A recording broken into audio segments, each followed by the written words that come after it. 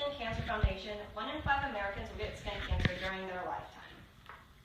Don't you hate it when you go to the beach or go to the pool taking a day off, only to come home and realize you've gotten a horrible sunburn?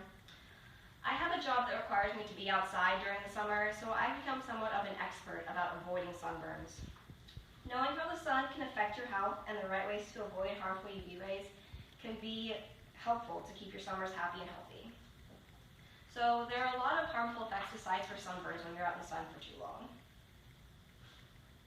In 2015, in a website about the effects of tanning, the FDA verifies that you can also get harmful effects in your eyes. This is called photokeratitis.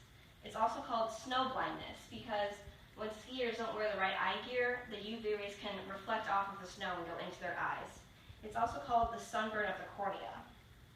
The symptoms are pain, swollen eyelids, and decreased vision.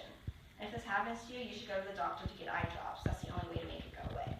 You can also get actinic or solar keratosis, which is the most common pre-malignant skin condition.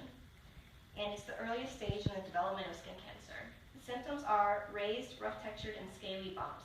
And the only way to make these go away is to have them removed at the doctor. So besides for tanning in the sun, there are also a lot of harmful things that can happen if you tan indoors. In 2015, in a website about the effects of tanning, the FDA verifies that tanning indoors can cause you to get melanoma. So basically, melanoma is the deadliest form of skin cancer. And Brazil and Australia have completely banned it. Some people think that tanning indoors is safer than tanning outdoors, but really that's not true because you get higher UV rays in a shorter amount of time. This can also lead to premature skin aging. And so this can cause your skin to become leathery and wrinkled. A lot of places have banned tanning indoors under the age of 18. So now that we know of all the harmful things that can happen to you if you tan, you can also learn about all the great things you can do to help you not get skin cancer or other skin problems when you're outside. The Skin Cancer Foundation posted prevention guidelines online this year. So basically what you should do when you go outside is you should make sure that you're completely covered up. You should always use a sunscreen with SPF of 30 or higher. You should wear sunglasses or possibly hats to keep the UV rays off of you all the time. You should also avoid the sun whenever you can. You should make sure that you stay in the shade in between 10 and 3 because that's when UV rays are the hardest on you. You should always make sure that infants stay out of the sun because their skin is not totally ready to protect them from UV rays yet.